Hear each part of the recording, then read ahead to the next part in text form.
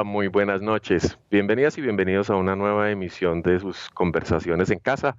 Esta noche, la casa en el planeta, de nuevo acompañándolos para hablar de los temas ambientales, los temas culturales relacionados con el patrimonio ecológico de Bogotá, de la sabana de Bogotá, de nuestra casa en el planeta. Tenemos hoy un tema supremamente interesante, que es el tema del turismo y el ecoturismo. Bogotá y su región tienen una serie de atractivos absolutamente maravillosos. La misma sabana de Bogotá es en sí un atributo único y hemos conversado acerca del río Bogotá, de la cuenca. Hace 8 días tuvimos acá un invitado también muy especial hablándonos de todo este proceso de recuperación y de manejo del río. Hemos hablado de los cerros orientales y de los páramos de Bogotá, de su fauna, un poco de su historia.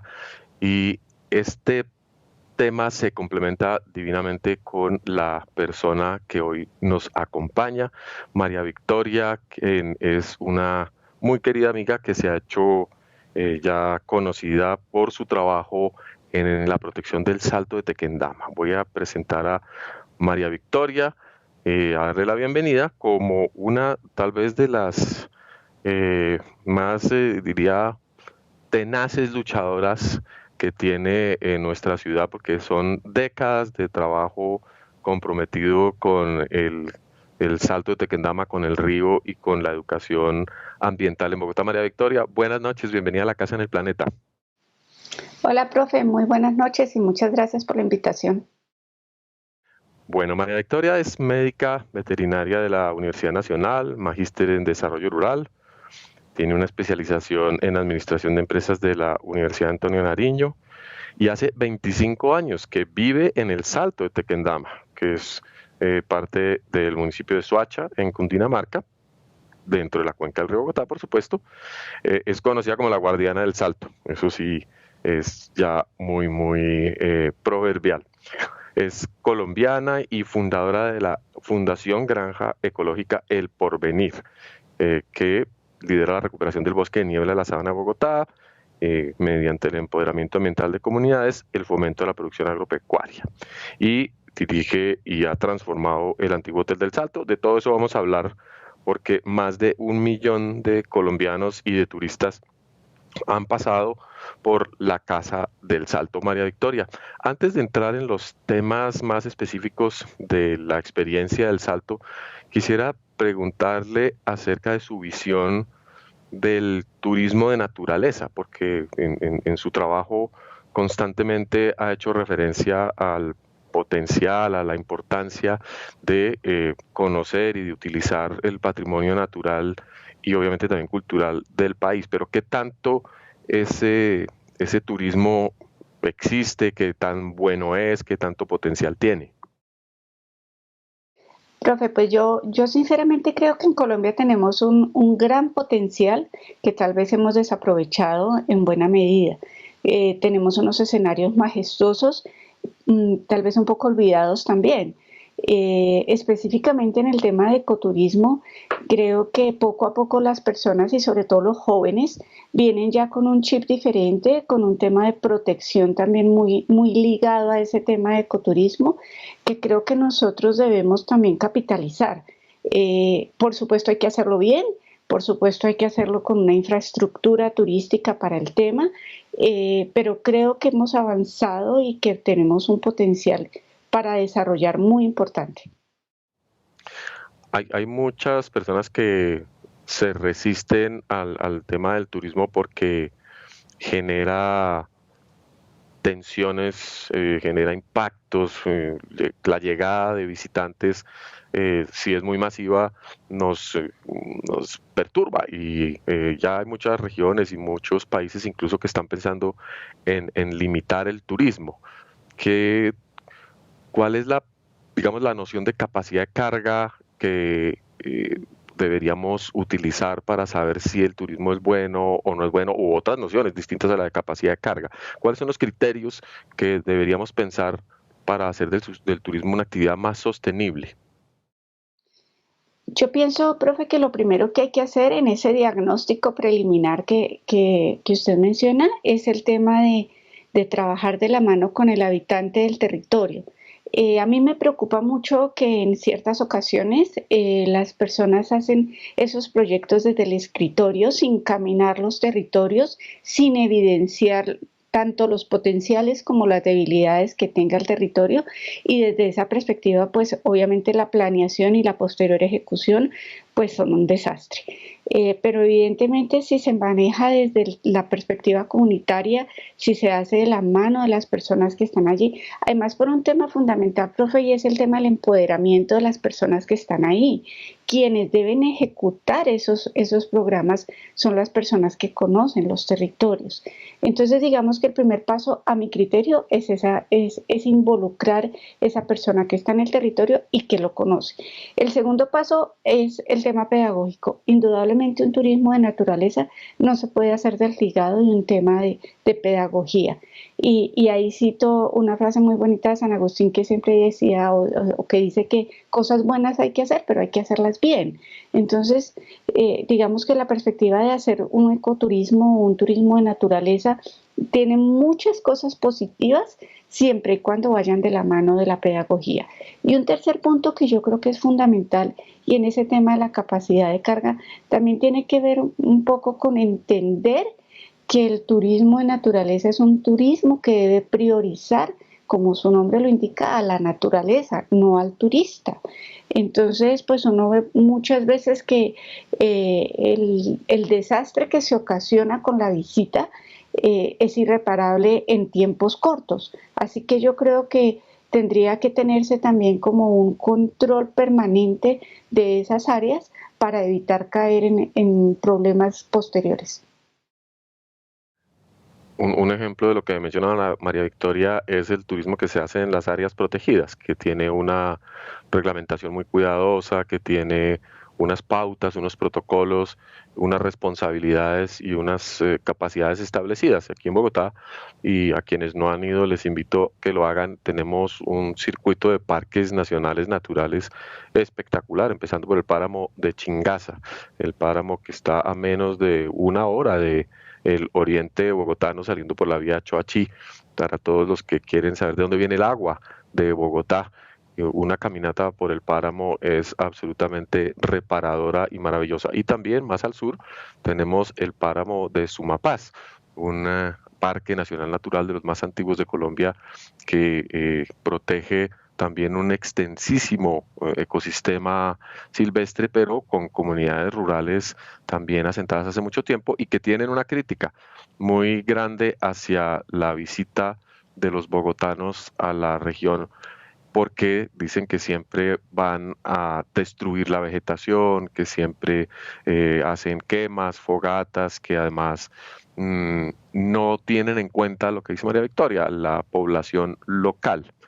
Y eso genera tensiones que pues necesitamos resolver. También tenemos mucho aviturismo en Colombia. Colombia es uno de los países en que el sector turístico se plantea como uno de los más interesantes para la recuperación económica en esta recesión que ya comenzamos a experimentar, porque todos vamos a querer salir a volver a respirar aire y ya estamos comenzando a movernos un poquito más con todo y que el pico de la pandemia pasó, pero hay riesgo de que reaparezcan brotes en muchas partes. Bioseguridad siempre, ecoturismo con bioseguridad.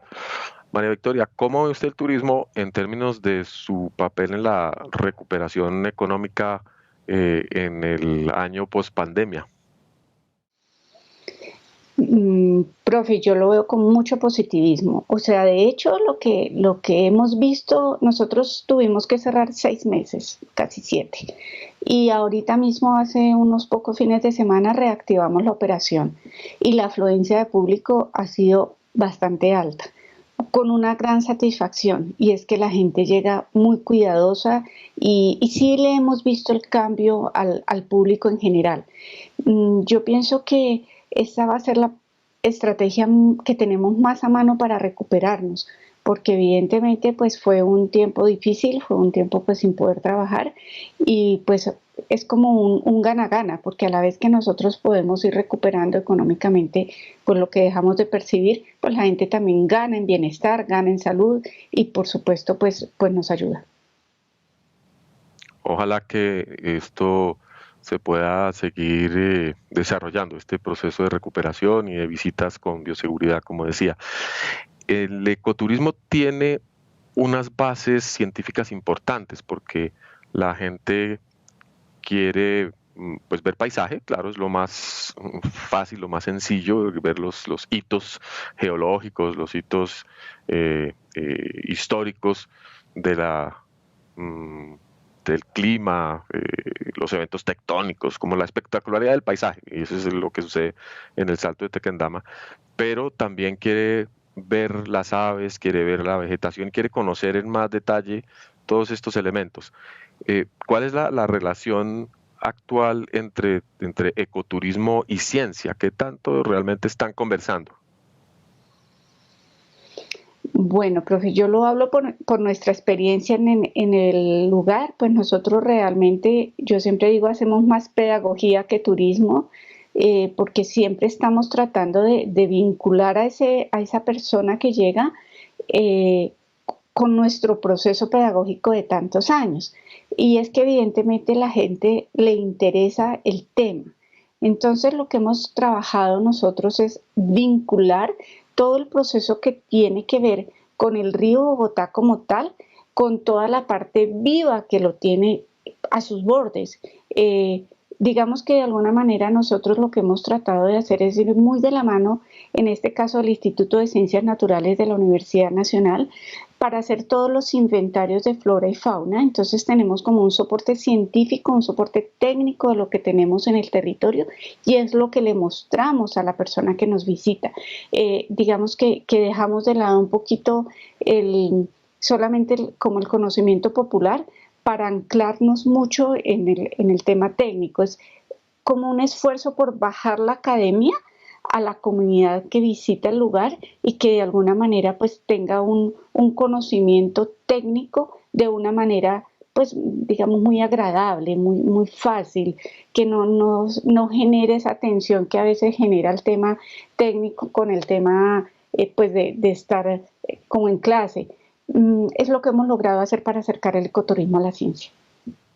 A ver, eso me interesa muchísimo, que podamos hablar un poquito de ese proceso de mediación del conocimiento científico, cómo hacemos para que los estudios, la información que es compleja cuando hace referencia, por ejemplo, a la funcionalidad del río, a la funcionalidad de la fauna y de la flora, cómo contarle esas historias al visitante, cómo trabajan y podemos empezar a hablar un poquito del salto ya, si quiere María Victoria.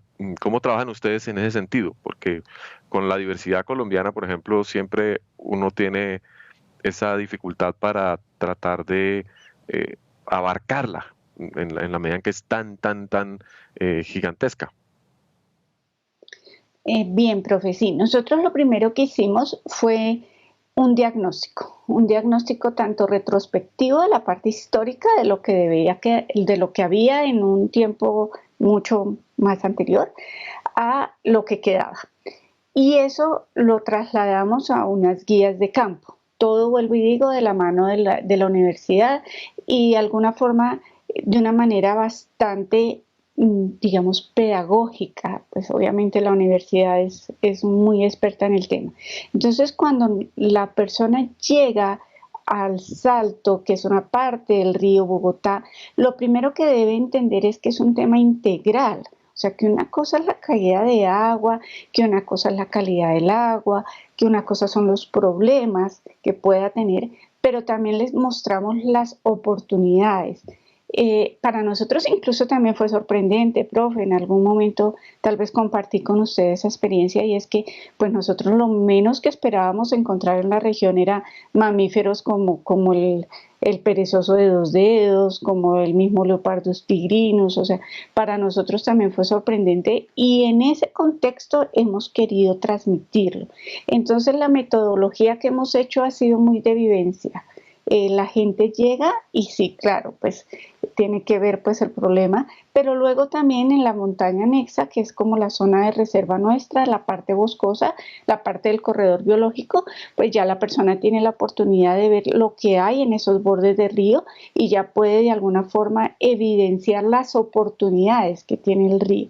Yo siempre digo que hablar de la contaminación del río, pues bueno, ya se ha hablado mucho, hay que hablar de pronto de las oportunidades y de las cosas que le quedan al río y de donde podemos apalancar cualquier otro tipo de iniciativa, llámese ecoturismo, llámese inversión económica, llámese trabajo con comunidad internacional. Digamos que desde esa perspectiva ya tenemos que empezar, a mi criterio, a observar el río. Bueno, ustedes ya van avisorando un proyecto de vida en los testimonios de María Victoria, que reúne una cantidad de actividades de trabajo, de interés en los temas de las ciencias naturales, las ciencias sociales, la misma actividad pedagógica, y de eso vamos a hablar ahora en la segunda sección, pero quería preguntarle antes a María Victoria su perspectiva respecto al tema de la conservación y la patrimonialización del territorio o de los bosques o del paisaje como un instrumento para fortalecer el ecoturismo. ¿Qué tanto eso nos ayuda o no nos ayuda? Yo pienso que nos ayuda en la medida en que no se quede en el papel. O sea, una cosa es que pueda salir la resolución y que digamos que con eso nosotros como ciudadanos nos podemos mover frente al Estado, digamos, a pedir garantías de conservación y demás. Pero digamos que debemos ir más allá. Yo siempre, y pues obviamente se nos atravesó un poco la pandemia, pero este año una de las perspectivas que teníamos era empezar a hacer una serie de mesas de trabajo porque pues incluso dentro de la misma institucionalidad hay muchos vacíos de cómo hacer efectivo una protección de un patrimonio de Colombia. Entonces, digamos que yo pienso que es muy importante, que es un instrumento, como la profe lo dice, supremamente estratégico para lograr que los territorios se conserven, se mantengan, se recuperen, se restauren adecuadamente, pero que indudablemente tienen que ir de la mano de un control y vigilancia permanente, una veeduría, si se quiere llamar, para que no se queden solamente en el papel. Pues esta pregunta se la hice a María Victoria porque recientemente, tal vez un poco más de un año, me pierdo la fecha, el Salto de Tequendama, que es donde nos vamos a enfocar, fue declarado Patrimonio Natural de Colombia. Y la Casa del Salto, que tiene una historia maravillosa, fue declarada también hace ya más tiempo como Patrimonio Cultural. Cuéntenos un poquito más de esos dos actos, digamos, administrativos que reconocen tanto el Salto, la región y la casa como elementos patrimoniales. ¿Qué significa? ¿Qué implicaciones tiene? Profe, bien, eso se remonta un poco al tema de la sentencia del río Bogotá. Digamos que cuando empezó todo el proceso de la recuperación del río, nos preocupaba el hecho de que el Salto no aparecía en ninguna parte. Entonces hicimos toda una labor también con el instituto, con la Academia Colombiana de Historia en su momento, pues para evidenciar la importancia que tenía el Salto de Tequendama como símbolo. Logramos llamar la atención del Consejo de Estado en su momento y él incorpora dentro de la sentencia un capítulo particular sobre el Salto de Tequendama, en los que se conminaba a las entidades responsables pues hacer esa protección patrimonial. Fue muy difícil, la verdad no fue fácil que se aceptara el hecho de reconocer el Salto y la casa en esas perspectivas, pero finalmente se logra. Para el año 2018 somos declarados Bien de Interés Cultural de la Nación como Casa Museo, y para el 2019 en noviembre ya estamos a poquitos días de cumplir un año de estar declarados como Patrimonio Natural, específicamente el 21 de noviembre. pues se logra esta declaración por parte del Ministerio de Ambiente. Digamos que el proceso para nosotros era esencial porque primero teníamos que visibilizar la problemática, saber que estábamos ahí, que el Salto no ha desaparecido, que la casa no se había caído y que indudablemente son parte de nuestra historia. Es que digamos que la preocupación grande nuestra a veces es que se nos olvida lo que tenemos, se nos pasa de largo esto que tenemos tan a mano, porque si somos estrictos estamos a 7 kilómetros del casco urbano. Imagínense si eso es un sitio tan cercano a la capital, cómo serán sitios mucho más lejanos. Y queríamos con todo este proceso también mostrar cómo es de importante esa unión de una sociedad civil con el Estado para lograr en últimas una protección. El Salto de Tequendama es indudablemente un símbolo de la nación, está presente en toda su memoria, está presente en todas las narraciones de los viajeros, es un elemento constitutivo de las narraciones de origen del pueblo muisca, así que es increíble que el territorio se nos olvide, que comience a pasar desapercibido. Obviamente eso tiene también su historia y sus razones. Vamos a seguir después de la pausa conversando con María Victoria acerca del turismo y el Salto de Tequendama.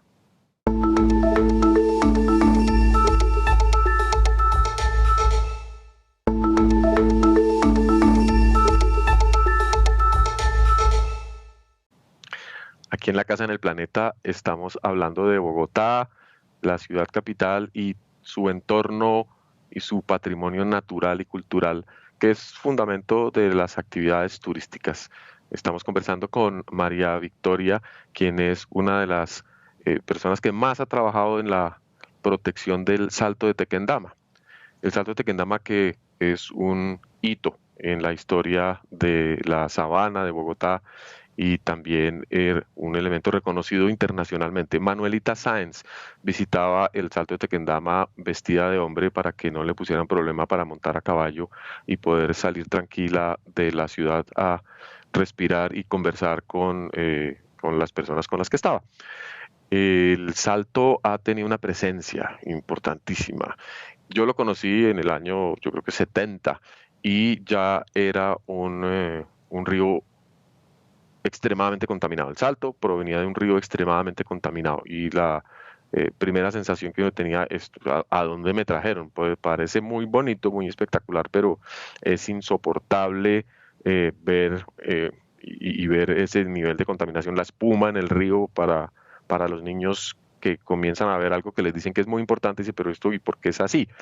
María Victoria, cuéntanos un poquito de la importancia eh, histórica y la noción patrimonial que reconoce al Salto como algo natural importante. eh, ¿De dónde proviene? ¿Cuáles son los elementos constitutivos de toda de todo ese reconocimiento que ya ahora tenemos? Bueno, el Salto de Tequendama primero es parte de nuestra ancestralidad, es parte de esa mitología muisca que nos ha acompañado, digamos, a través de la historia. Pero adicionalmente a eso, pues fue nuestro primer sitio turístico. Desde el siglo XVII se empiezan a relatar todas las historias que tenían que ver con ese sitio tan bonito cercano a Bogotá. Y es, digamos, que esos relatos de viajeros que son muy impulsados por la visita de Alexander von Humboldt, los que vienen como a generar esa importancia del lugar. La profe mencionaba hace un momento a Manuelita Sáenz y efectivamente es que era tan importante el sitio que hasta el virrey Espeleta fue a verlo y de alguna manera eso hizo que empezara a ser parte de los símbolos de la patria. Fuimos parte del escudo de las Provincias Unidas de la Nueva Granada en 1814 y actualmente seguimos siendo parte de los escudos de Soacha, de los himnos de San Antonio, de mesitas del colegio. Digamos que sigue siendo dentro de esta perspectiva un símbolo de la patria. En los billetes de a peso, en nuestro original billete de a peso, la base constitutiva de nuestra moneda, estaban los tres símbolos ambientales: el Nevado del Ruiz, el Cóndor de los Andes y nuestro hermoso Salto de Tequendama. Digamos que ha sido parte de nuestra historia durante centurias. eso es una invitación a que quienes no han ido al Salto, a quienes eventualmente lo han olvidado, regresen. Hay que conocer el Salto de Tequendama y sobre todo conocer el trabajo que se está desarrollando en la Casa del Salto. Hablemos un poquito de la Casa del Salto y de la Fundación de la Granja, porque es un trabajo muy amplio el que ustedes están desarrollando en este momento. Profe, la fundación es una entidad sin ánimo de lucro que surge después de un tiempo de estar nosotros en el territorio. Nosotros llegamos en el año 94 a trabajar allí, pues como la profe lo mencionó, somos profesionales del sector agropecuario y traíamos era un proyecto agropecuario netamente.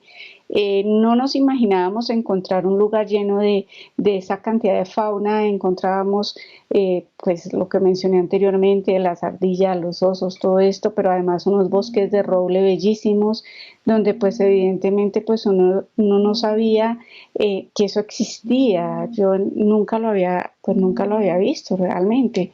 Entonces digamos que de alguna manera pues nosotros hemos trabajado mucho en toda la perspectiva de lo que tiene que ver pues como con esa articulación que veníamos viendo desde el comienzo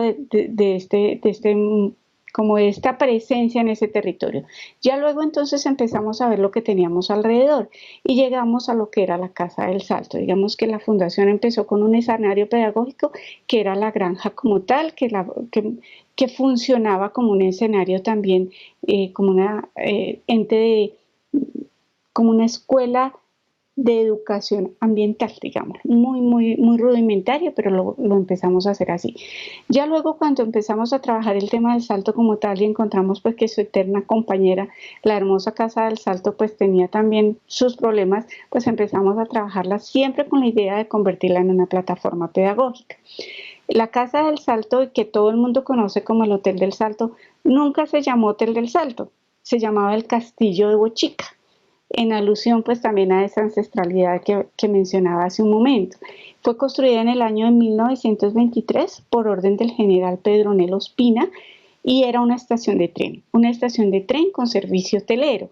Y ahí viene como articular todo lo que veníamos hablando antes, profe, porque era tanta la gente que llegaba, era tanto los turistas que iban a visitar el Salto a comienzos del siglo XX, que el general decide pues que tiene que llevar el tren hasta allá y hacerles una estación de tren digna de las personas que iban a visitarlos. Y efectivamente pues eso pasa. Es una casa que tiene un componente muy bonito porque es de origen francés, pero pues fue hecha también pues por nuestros ingenieros, pues por nuestros arquitectos. Es una obra de Pablo de la Cruz y Carlos Arturo Tapia y de alguna manera refleja también como la importancia de esa etapa nuestra en construcción. Se considera una obra maestra de la ingeniería y de la arquitectura colombiana. Pues, indudablemente es una maravilla. La casa en la ubicación en que está ya de por sí tiene todo un elemento estético, un elemento muy impactante de relacionamiento con el paisaje. Yo voy a la casa, hace mucho no he ido, le debo la visita a María Victoria, yo creo que hace varios años y me da mucha vergüenza reconocerlo porque siempre que trato de ir algo pasa, pero no voy a seguir prometiendo, voy a tratar de hacerlo.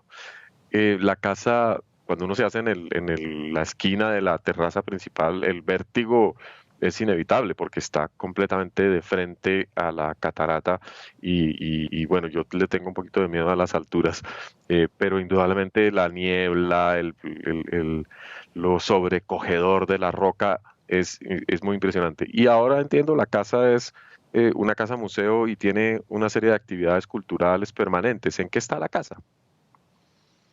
Y sí, profe, básicamente nosotros con el apoyo de la cooperación internacional, específicamente del gobierno de Francia, a través de la Agencia Francesa de Desarrollo, de la misma Embajada de Francia y de la Unión Europea, pues logramos hacer todo un proceso de recuperación de la casa.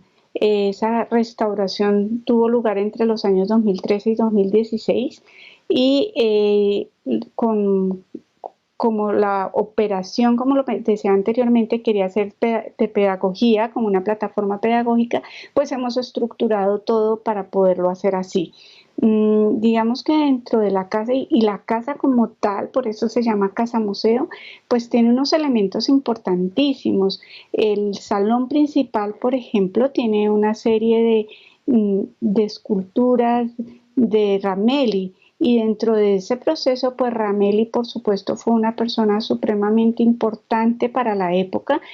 Recordemos que de hecho también hizo parte, por ejemplo, del Teatro Colón. Entonces, rescatar toda esa historia y rescatar todo eso es lo que pueden encontrar ahorita mismo en Casa Museo.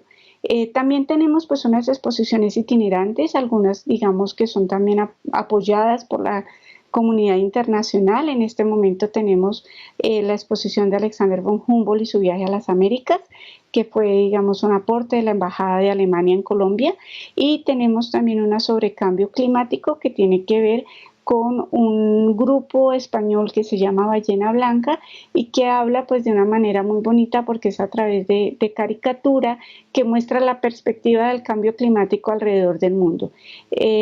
¿Por qué usamos de pronto tanto el tema de la imagen, tanto de pronto el tema del cómic en todo este proceso? Pues porque nuestro público es mayormente joven, son niños. Y hace un momento cuando mencionaba esas estrategias, pues es la manera que también pues hemos logrado hacer de engancharlos a estos procesos. Y desde esa perspectiva, pues nos interesa mucho que la gente vea de manera amable temas tan serios, de pronto tan densos como el problema que tiene el río, como, pues que no los podemos ocultar, pero pues que tampoco tenemos por qué estarlos resaltando y estarlos de alguna manera dándole vueltas todo el tiempo.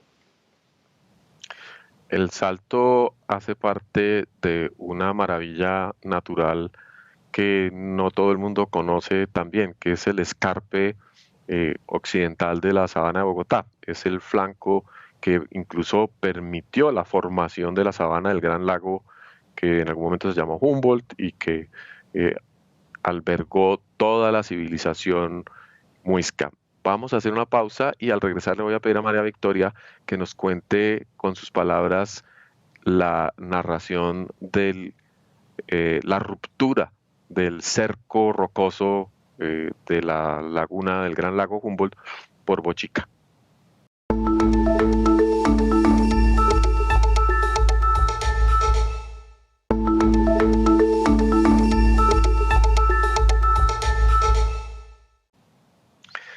Estamos hablando de la historia del Salto de Tequendama, uno de los lugares más maravillosos que tiene Bogotá, la región y que está en nuestra casa.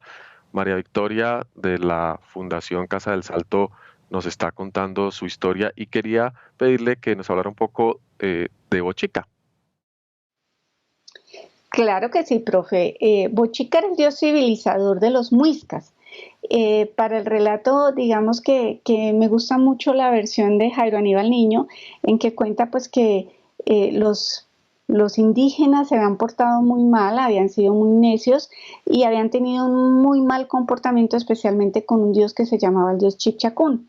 El dios Chipchacún, en castigo por la desobediencia y la grosería de los indígenas, hace llover durante muchos días y noches seguidos. Eso causa una gran inundación, lo cual pues obviamente tiene un efecto muy negativo frente a los cultivos, frente a la supervivencia de los animales que tenían los indígenas.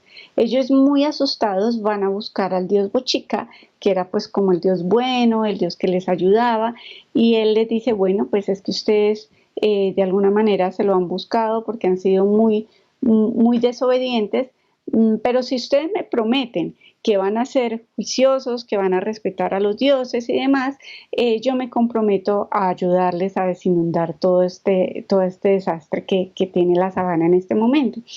Entonces los indígenas se comprometen con el dios Bochica a hacer esos cambios en su comportamiento y Bochica sube sobre el arco iris, cabalga sobre él como si este fuera un caballo y al llegar a la zona del Tequendama con su báculo de oro rompe la roca, rompe la montaña y permite que el agua salga por allí desinundando la sabana y formando nuestro hermoso salto de Tequendama. Bochica a su vez castiga a Chipchacún por haber sido como tan fuerte en este castigo con los indígenas y lo pone a cargar el mundo sobre sus hombros. Por eso se dice que cuando tenemos temblores de tierra es porque Chipchacún se cansa y pasa el mundo de un hombro a otro. Sin embargo, la historia no termina muy bien porque los indígenas no le hicieron caso a Bochica, no cumplieron su promesa, por lo cual pues siguieron siendo desobedientes, siguieron siendo un poco necios con los dioses y entonces Bochica, muy triste, se retira hacia la zona de Chía y se convierte en una piedra. Este es el relato de Jairo Aníbal Niño de nuestra hermosa historia de Bochica y la formación del Salto de Tequendama.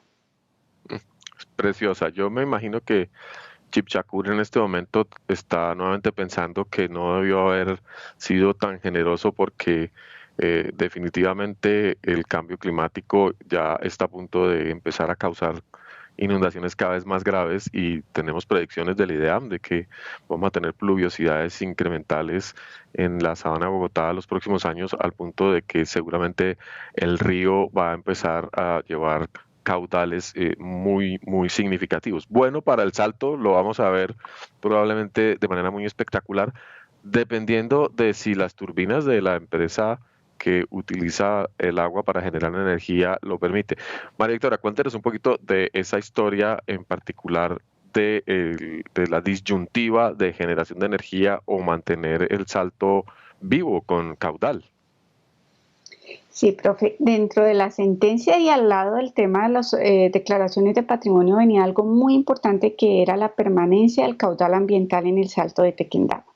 Digamos que eso fue algo que se discutió, que tuvo pues muchos procesos y que finalmente pues para nuestra sorpresa en el año 2017 la Corporación Autónoma Regional renueva la concesión y le deja al Salto de Tequendama solamente 1 metro cúbico por segundo en su caudal. Esto pues nos ocasionó una gran desilusión, debo decirlo, y pues al ver pues que con la corporación pues no teníamos como esa opción de tener un salto con más agua, con más caudal, buscamos directamente a la empresa. Hicimos todo un proceso de acercamiento con la empresa que genera la energía en ese punto y se logró hacer un convenio para que pues nos colaboraran en el sentido de pues dejarle el agua al menos los fines de semana de una manera que fuera mucho más como más digno de la catarata y de este símbolo de la patria. Debo decir que pues fue una actitud pues bastante buena la que tuvieron y pues nos permiten hacer este tipo de cosas, pero evidentemente y valga el momento para comentar esa incomodidad con la corporación porque no fue lo que se esperaba y de alguna manera pues aunque somos conscientes que hay que hacer toda una medición de cuál es el caudal, pues la metodología ya la dieron. El ingeniero Omar Vargas del IDEAM hizo la presentación ya hace más de un año y pues estamos a la espera de que se validen esas metodologías y que se le dé la prioridad al Salto de Tequendama en cuanto debe ser ese caudal que debe tener. Por ahora, pues como le mencionaba, profe, pues lo hemos tratado de solucionar a manera muy interna, muy local, con unos acercamientos pues muy proactivos, pero pues evidentemente eso sí tiene que ser una función del Estado, garantizar la recuperación del Salto en toda su extensión. De hecho, la profe mencionó hace un momento, y me detengo ahí un poquito, con el tema del olor del Salto, de la situación que tenía que ver. El solo hecho que dejen el agua permanente, profe, pues hace que el Salto no huela feo y que de alguna manera sea también una oportunidad turística. Y eso tiene que hacerle conciencia a las autoridades ambientales. No es responsabilidad de la sociedad civil y menos de la empresa privada pues que tiene ahí su operación. Tiene que ser la autoridad ambiental la que entre de manera inmediata a tener una posición seria, clara y responsable frente a estos servicios ambientales que presta el Salto de Tequendama. Lo que menciona María Victoria es un ejemplo espectacular del carácter transaccional de los servicios ecosistémicos. porque la generación de energía obviamente es un beneficio que obtenemos todos los bogotanos a partir del trabajo que desarrolla la empresa en el punto que se llama Alicachín. Es una además de las plantas generadoras más antiguas de Colombia. Pero si necesitamos y consumimos mucha energía eléctrica, pues el agua tiene que derivarse hacia las turbinas y el tubo que recoge su potencia. Y entonces el salto como espectáculo turístico y como eh, renovador de la oxigenación del río desaparece. Hay que tomar decisiones y por supuesto las decisiones, como dice María Victoria, no son del resorte de la empresa. Hablemos del proceso de recuperación del río, ya que mencionó el tema de los olores, el tema de las espumas y las preguntas que hace la gente al respecto. ¿Cómo ve, María Victoria, todo este proceso del cual hablamos hace 8 días, como mencioné al principio, de recuperación y reactivación incluso de la navegación por el río Bogotá, el corredor ecológico que se está diseñando, una expectativa muy emocionante de volver a tener no solamente el río, sino también el Salto muy vivo? Profe, yo lo veo con un gran optimismo. Digamos que fui testigo del proceso al inicio, más o menos año 2014-2015. La fundación tuvo a su cargo una parte del proceso social en el que pues visitábamos las comunidades alrededor del río contando un poco lo que iba a pasar, cómo se iba a venir recuperando, y digamos que hicimos como un intercambio en la medida en que también las personas que atienden en el museo en Casamuseo Tequendama son campesinos de la zona. De lunes a viernes producen sus hortalizas, sábados, domingos y festivos atienden al público como monitores pedagógicos.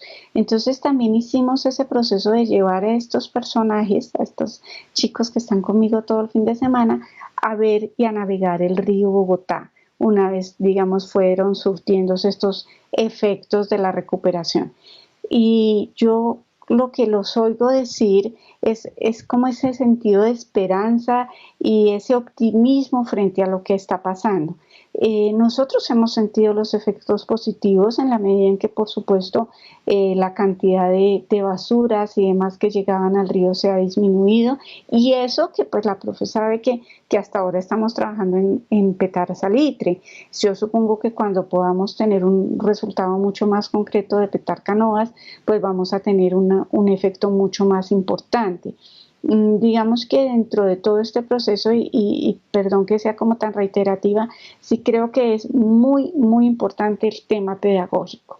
No sacamos nada si seguimos invirtiendo en las obras civiles, si a la población común y corriente no se le enseña que debemos cambiar los jabones que usamos, que debemos evitar lanzar a los sifones determinadas basuras que no deben estar allí, y digamos que eso sí lo veo un poquito quedado, profe. En términos pedagógicos, y no he visto tanta acción, y creo que eso sí hace falta reforzarlo. Sí, porque la gente no tiene mucha conciencia de la extensión de la cuenca y del papel que juega el río Bogotá desde el nacimiento en el páramo, cruzando todo el altiplano y la sabana y recibiendo todos los residuos de 8 o 9 millones de habitantes y pues incluso más porque toda la región metropolitana finalmente converge en las aguas del río Bogotá y todo eso llega, digamos, a una imagen que no es nada grata ni justa del Salto como la cloaca del altiplano y luego ya el- la imposición de esa condición a los municipios de la cuenca baja hasta que el río desemboca en Girardot, donde claramente la calidad de agua pues es desastrosa. ¿Cómo se imagina o cómo le gustaría ver a María Victoria el Salto, la casa, en el futuro cercano? ¿Cómo le gustaría llevarla, digamos, de nuevo al corazón de los bogotanos y de todos los colombianos? Pues, profe, yo aspiraría a que pudiéramos tener operación todos los días. Nosotros en este momento solo podemos trabajar sábados, domingos y festivos porque pues la afluencia del público no da para estar, digamos, abiertos toda la semana. esperaría y quisiera ver pues como esa afluencia más permanente, como ese cariño que la gente le pueda sentir al lugar. Creo que ya he logrado ver algo de eso en esta transición, en la medida en que es muy bonito ver que la gente llega y sobre todo la gente mayor llega y se emociona tanto con ver la casa recuperada, con verla bonita, con verla limpia, y eso hace que empiecen a rememorar sus historias y eso le da a uno una gran satisfacción. Yo quisiera, por supuesto, ver el agua limpia, la calidad del agua, pues que fuera posible tener un acercamiento mayor a la cuenca como tal, que la gente también la respete, profe, y en eso quiero detenerme un poquitico porque es que nosotros a veces como colombianos no nos damos cuenta que no somos ni el primer país ni el último que tenemos un río tan contaminado y tal vez la profe recuerda que nosotros hemos venido trabajando mucho con el tema del río Sena y cuando empezamos a procesar toda esta información y veíamos que el Sena en un momento dado estuvo peor que el Bogotá y hoy la profe lo puede ver integrado a todo el tema del sistema de transporte y demás, pues hombre, yo así sueño mi río Bogotá, que esté integrado al sistema de transporte, que la gente lo refiera con ese cariño y ese amor que uno ve a los franceses hablar de sus espacios verdes y demás, y que de alguna manera algún día tengamos otra vez ese orgullo de decir que fuimos capaces de salir de ese tema tan oscuro a llegar otra vez a tener nuestros símbolos patrios con todo el esplendor que se merece. Yo también soy optimista, María Victoria. Yo también creo que hemos adquirido conciencia, hemos construido capacidades y cada vez vamos a valorar más nuestro patrimonio y el bienestar de nuestra vida cotidiana. Siempre me encantó caminar desde Soacha después de una buena dosis de garullas hacia el camino que baja a mesitas del colegio, disfrutar la gastronomía local, la fritanga que por supuesto abunda en todo el recorrido y luego llegar hacia los espacios que abajo del Salto ofrecen un conocimiento y una actividad ecológica interesantísima como la producción de orquídeas nativas y todo lo que ofrece al turismo esa vertiente que da hacia el Magdalena de nuestra sabana de Bogotá. María Victoria, quiero agradecerle muchísimo por su conversación, por estar aquí en la casa en el planeta, una mujer muy valerosa que lleva 25 años insistiendo en que el Salto no puede quedar en el olvido. No, profe, a usted muchas gracias y que esa visita que me debe sea un compromiso de aquí para allá, que en el momento que se pueda, pues acá la esperamos con los brazos abiertos. Bueno, les agradezco muchísimo a todos nuestros televidentes. Quiero invitarlos a que vean un video muy especial, a ver si recuerdan con quién estuvimos hablando de este tema.